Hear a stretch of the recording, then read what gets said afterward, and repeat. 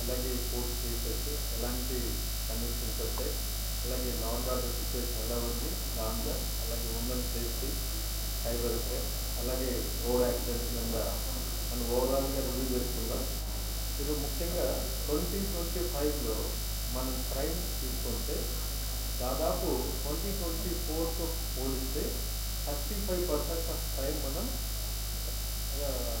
తగ్గించుకోగలిగాం. దీనికి ఎన్నో విధాలుగా అంటే అవేర్నెస్ క్రియేట్ చేయడం, అలాగే ప్రివెంటివ్ మెజర్స్ తీసుకోవడం వల్ల, డిఫరెంట్ వింగ్స్ కోఆర్డినేట్ చేసుకొని మన ఉద్యోగం చేయడం వల్ల పోలీసు యంత్రాంగం 35% ఆల్మోస్ట్ మన క్రైమ్ రిడక్షన్ జరిగింది. దీంట్లో ముఖ్యంగా బాడీ అఫెన్సెస్ అంటే గొడవలు, కొట్లాటలు ఇలాంటి వాటిల్లో 2%, అలాగే ప్రాపర్టీ అఫెన్సెస్లో ఆల్మోస్ట్ 25% మనం రిడక్ట్ చేసుకోగలిగాం. కానీ క్రైమ్ అగైన్స్ట్ ఉమెన్ అలాగే ఎన్డీపీఎస్ యాక్ట్లో కొంత క్రైమ్ ఒక 2% పెరిగింది. ఇది ఎన్డీపీఎస్ అంటే గాంజా కేసులు పెరగడానికి కారణం ఏంటంటే మనం చెక్ పోస్టులు పెట్టుకోవడం జరిగింది మనకు 5 ప్లేసెస్లో. ఈ కేసెస్ కూడా దాదాపు ఒక 4 కేసెసే పెరిగాయి. సో అవేర్నెస్ క్రియేట్ చేయడం వల్ల, అలాగే ట్రాన్స్పోర్ట్ జరుగుతున్నటువంటి మన జిల్లా పైన మనకు కన్జంప్షన్ బాగా తగ్గింది జిల్లాలో. ఆ కేసెస్ గాంజా తాగేవాళ్ళు కానివ్వండి వీళ్ళందరినీ కూడా కట్టడి చేయడం జరిగింది.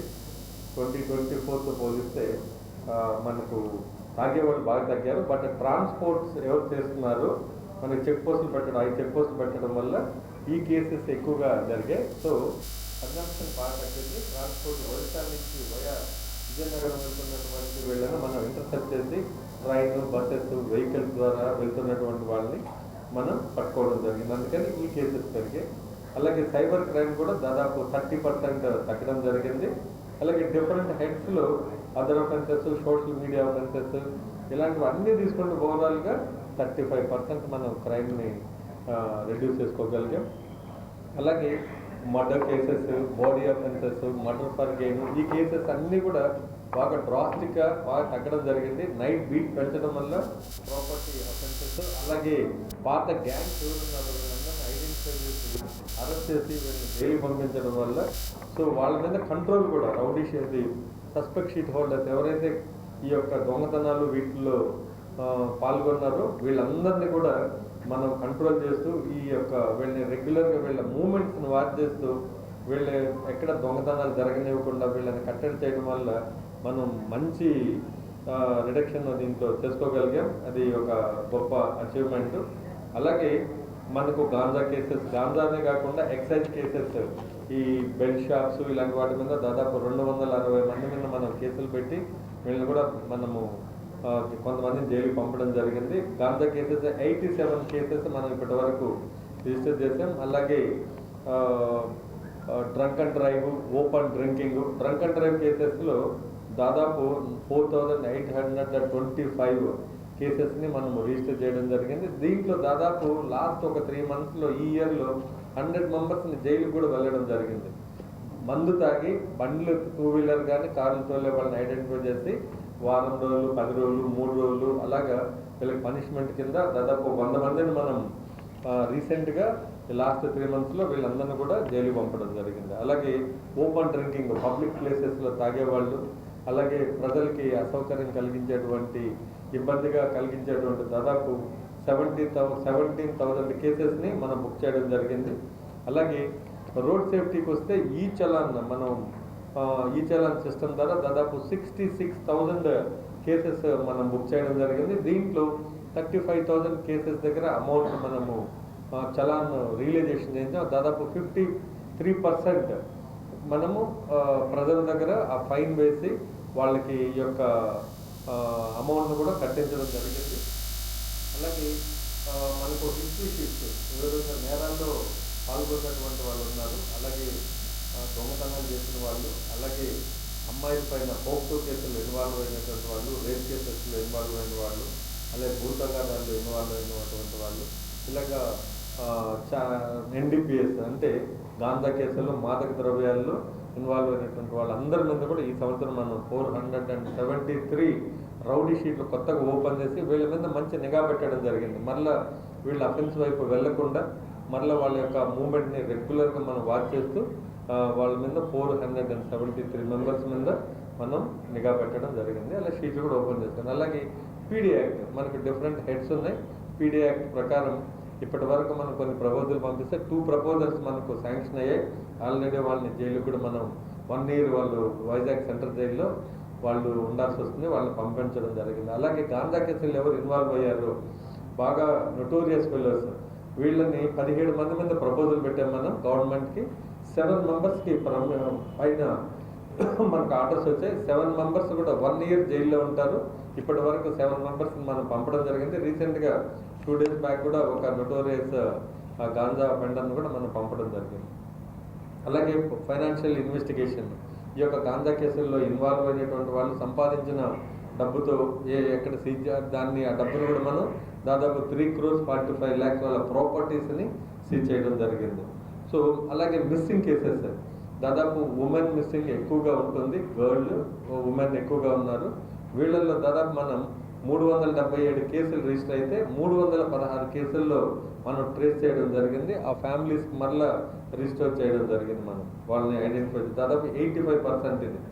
అలాగే మనకు సైబర్ క్రైమ్ దాదాపు 30% రెడ్యూస్ చేసుకోగలిగాం.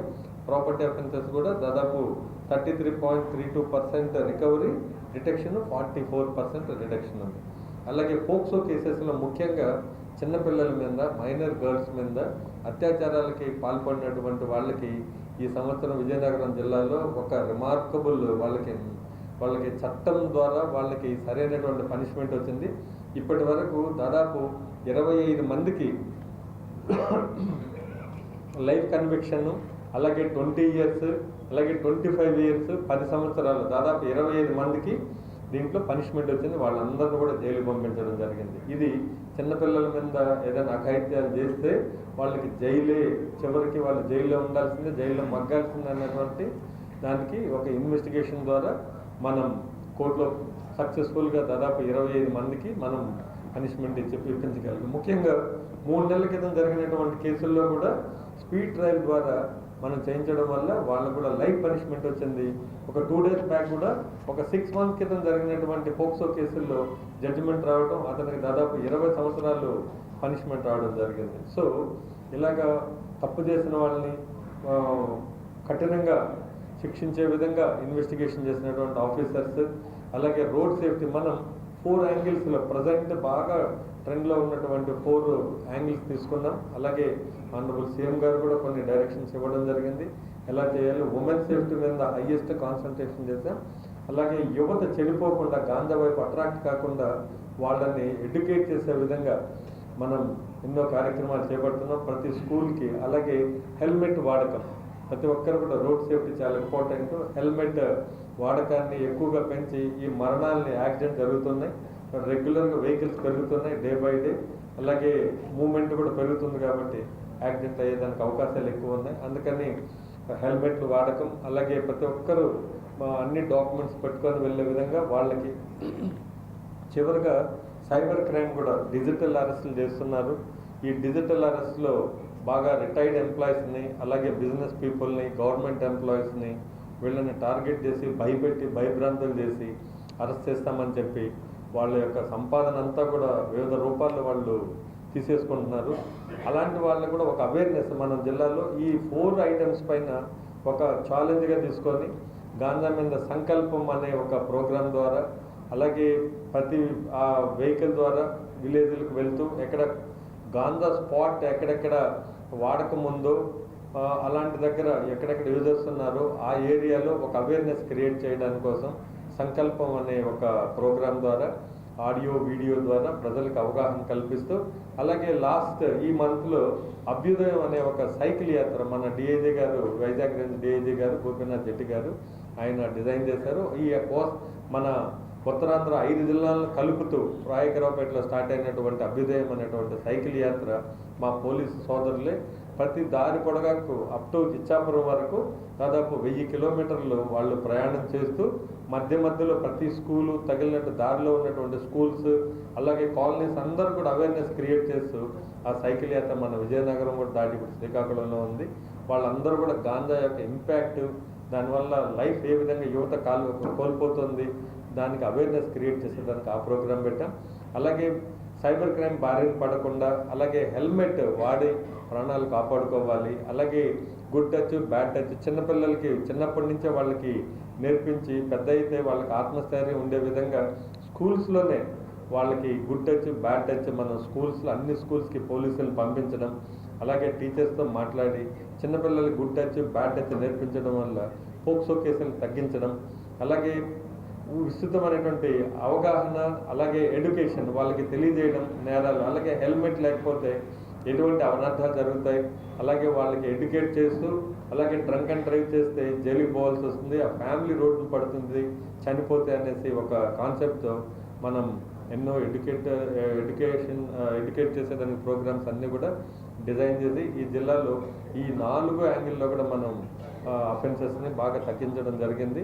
సో జిల్లా మనం ఇంటర్నేషనల్ ఎయిర్పోర్ట్ వస్తుంది, అలాగే మనకు వైజాగ్ పక్కన ఉన్నటువంటి జిల్లా రాబోయే రోజుల్లో విజయనగరం జిల్లా భారతదేశంలోనే అందరి చూపు మన జిల్లా మీద పడేటువంటి అవకాశం ఉంది.